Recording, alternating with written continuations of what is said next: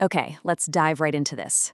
I want you to mentally strap in, put on your headset, and place yourself right in the jump seat of a Bombardier Q400. In this explainer, we're tackling one of the most intense, high-stakes scenarios a pilot can possibly face: crew incapacitation. You know, when one half of the team flying this massive, complex machine suddenly just can't perform their duties. There is absolutely zero room for guesswork. The remaining pilot has to step up instantly, knowing exactly what to do. So, we're going to break down the manual's protocols step by step so you can see exactly how aviation pros handle this specific emergency. Think of this as our flight plan for today. We'll cover defining incapacitation, the different types, recognizing the danger, the critical call rules, and finally, the emergency actions. Let's get straight to the baseline rules. Section 1. Defining incapacitation. Right, so before we can manage an emergency, we really need to know what we're actually dealing with. The manual officially defines incapacitation as any condition affecting a pilot's health during a flying duty period that renders them incapable of performing their duties. The key takeaway here, it's not just the dramatic stuff, like a sudden heart attack. It's literally any condition that stops a pilot from doing their job, whether that's during routine, normal ops, or right in the middle of a compounding emergency. Oh, and just a quick bureaucratic aside here. The manual notes that for the official succession of command, meaning who legally takes charge when the captain goes down, crews need to refer to Chapter 11. It's an important structural detail for airlines, but for our purposes in this explainer, we're going to stay completely focused on the immediate physical actions happening right there in the cockpit. Section 2. The types of incapacitation. Now, what's really interesting here is the surprising contrast between the two main threats. We essentially divide incapacitation into two buckets: obvious and subtle. Obvious incapacitation is, well, exactly what it sounds like: total functional failure. It's prolonged, it's easily detectable, it's terrifying for sure, but there's absolutely zero doubt about what's going down. Subtle incapacitation, on the other hand, that's actually considered the far more serious operational hazard. Why? Because it's the most frequent type and it is incredibly difficult to detect. The effects can range from just a partial loss of function all the way to complete unconsciousness. The real danger is that the Q400 could be deviating from a safe flight path, while the incapacitated pilot looks totally awake but is completely unresponsive. Section 3. Recognizing the danger.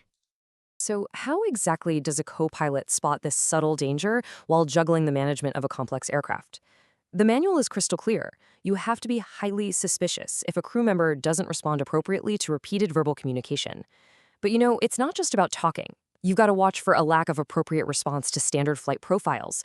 And honestly, this right here is why aviation relies so heavily on strict adherence to standard operational procedures, or SOPs. Monitoring those SOPs, especially during high workload moments like takeoff, approach, and landing, that is your absolute best early detection system. If the flying pilot isn't doing exactly what the manual dictates at that exact millisecond, the monitoring pilot needs to be immediately on high alert. Section 4. The call rules. Okay, this is where suspicions turn into hard, fast, life-saving rules. I want to visually anchor this specific number in your mind: 1,000. In our Q400 cockpit, 1,000 feet above ground level, or AGL, is the ultimate critical threshold. It's the invisible line that separates two vastly different time-to-impact scenarios, and because of that, two totally different sets of rules. Here is exactly how the manual breaks it down, based on that 1,000-foot mark. We've got the 2-call rule and the 1-call rule. If the aircraft is flying above 1,000 feet AGL, the 2-call rule applies, meaning if a crew member doesn't respond to 2 verbal communications, you immediately suspect incapacitation and take control. But if you're at or below 1,000 feet AGL, where the ground is coming up fast, the 1-call rule kicks in. A single missed verbal communication means the other pilot must instantly assume incapacitation and take the aircraft. To memorize this effortlessly, just use this simple trick: 1 under 1, 2 over 1. 1 missed call under 1,000 feet, 2 missed calls over 1,000 feet. 1 under 1, 2 over 1. Definitely keep that one in your back pocket. Section 5. Emergency actions. All right, the call rule has been triggered. The remaining pilot now enters an intense, uncompromising 13-step emergency execution phase. Let's chunk this down to make it digestible. We'll call these first 4 steps obviate and manage. Step 1. Take control and establish a safe flight path. You're going to want to engage the autopilot whenever possible to free up your hands and your cognitive load. Step 2. Summon the crew. Usually this means calling the cabin crew using the specific emergency protocol outlined in Appendix 4. Now, step 3 is absolutely critical. You have to restrain the incapacitated pilot. Get that full shoulder harness on and locked, slide their seat fully aft, and lock it partly reclined. Why? To make sure their body can't accidentally slump forward and interfere with the control columns or the essential switches. Then, step 4. Consider administering 100% oxygen to the incapacitated pilot. Moving to steps 5 through 8, which we'll group as navigate and communicate. Step 5. Inquire if there's a medical doctor on board. Step 6. Declare an emergency with air traffic control and proceed to the nearest suitable aerodrome. The manual specifically notes here that requesting radar vectors from ATC significantly reduces your workload. Literally, just let them guide you in. Step 7. If it's physically possible, move the incapacitated crew member out of the cockpit area entirely. And step 8. If available, ask other crew or the cabin crew to read your checklists. Getting someone else to read those off gives you back precious mental bandwidth to actually fly the aircraft. Finally, the last chunk, steps 9 through 13. We'll call this arrival and command. Step 9. Pass all relevant details to ATC and request an ambulance to meet the aircraft on arrival. Step 10. If time and the situation actually permit, notify the passengers of the route deviation over the PA, just to reassure them. Now, step 11 is a hard, non-negotiable rule. The incapacitated crew member takes no further part in the flight, period. Even if they suddenly wake up and claim they feel 100% fine, they are completely benched for the duration.